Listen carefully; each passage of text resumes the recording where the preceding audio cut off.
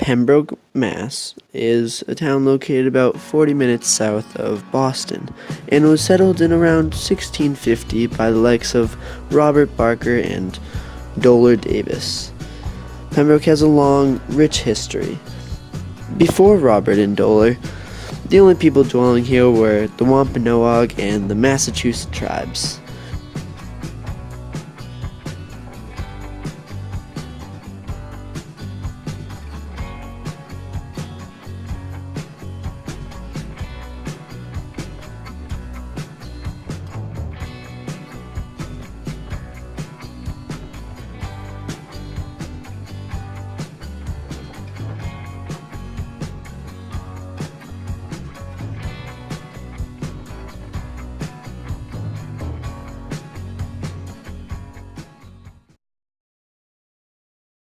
Mrs. Frody, I would just like to thank you for giving me some of your time to interview you.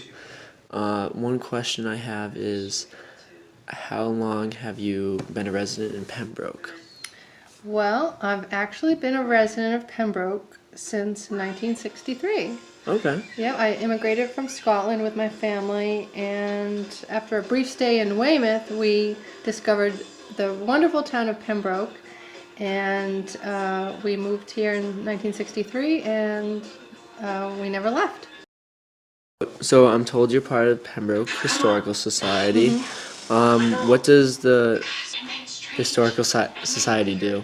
Well, in a nutshell, we preserve Pembroke's past, and by that I mean there's 3 physical buildings that we own and maintain, as well as artifacts of Pembroke's history. The artifacts are contained in the museum building, and we also own the Ada Hall House on Barker Street, as well as the Friends Meeting House.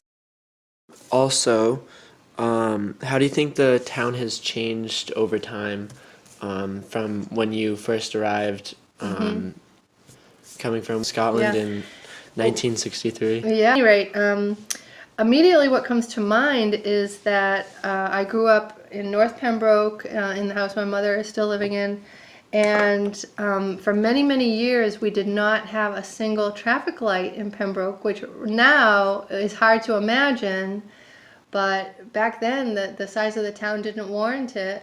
And now we're a town of, I believe, nearly 18,000, the population. You'll have to check me on that, but obviously we have a need for that now. And as you can see, as you go through the center of town, there's new building going on, there's developments for housing, and so those are a couple of things that come to mind in terms of how the town has changed.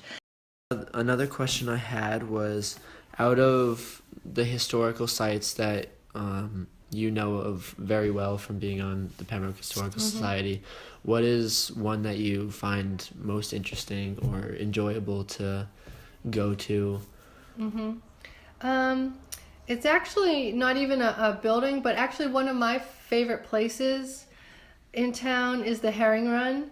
And I assume it's the favorite of a lot of people because you will often see what clearly is, a professional photographer taking out all their equipment, and there's people dressed up, and whether it's a senior picture session, a senior portrait rather, for a high schooler, or a couple engaged or something like that, that you can clearly see that it's a popular spot in town. And also, if you're to cross the little footbridge by that structure there, in the way back there's a massive boulder, and of course the kids love to climb up on it.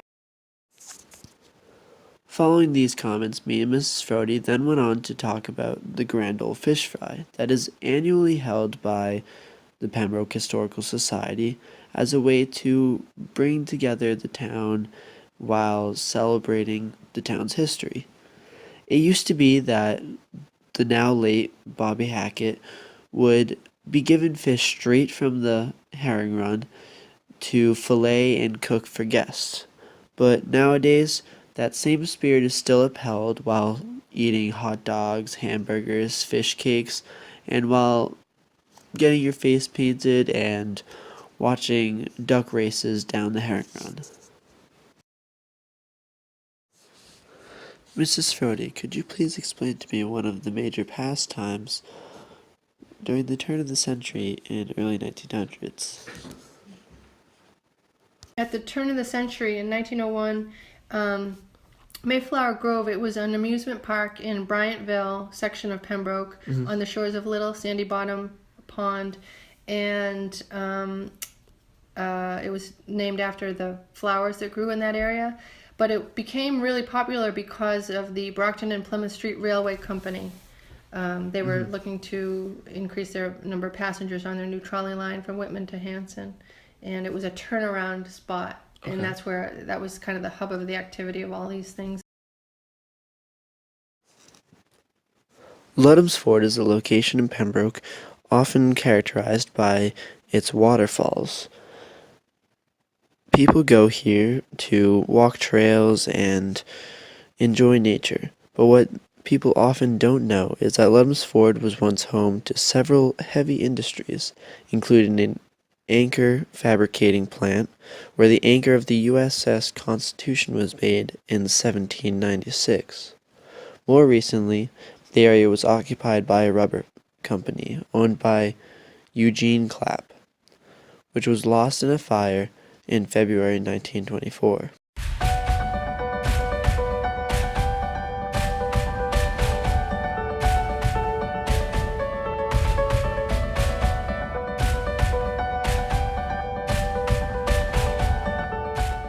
That's right. I was curious what you knew about the shipbuilding. Yeah. And actually, it was a number of years ago, but I actually had been doing a series of articles for our local newspaper about things in Pembroke, and that was one article that I focused on because it was of such significance. Absolutely. And so essentially, between 1678 and 1871, there were, believe it or not, 1,025 vessels built on the North River. Wow. And there were 5 shipyards, Brick Kiln, Seabury Point, Job's Landing, Turner's Yard, and Macy's. Those were the 5. In addition to the historical places in town, I'm also focusing on hiking trails and some other pastimes of town, but do you use or have you used the hiking trails around Pembroke much? Yeah, there are some really nice conservation areas in Pembroke. My favorite is Willowbrook on Barker Street, Route 14, I guess it is. And we actually enjoyed when the kids were small. We used to go cross-country skiing in the winter. We would hike during the year, but a pastime of ours was going cross-country skiing.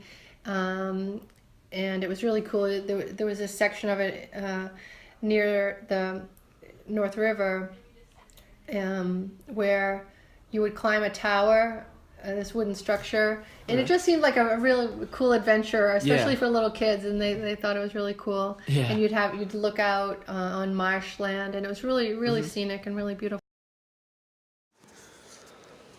Although not necessarily a historical landmark, Pembroke High School has some history of its own.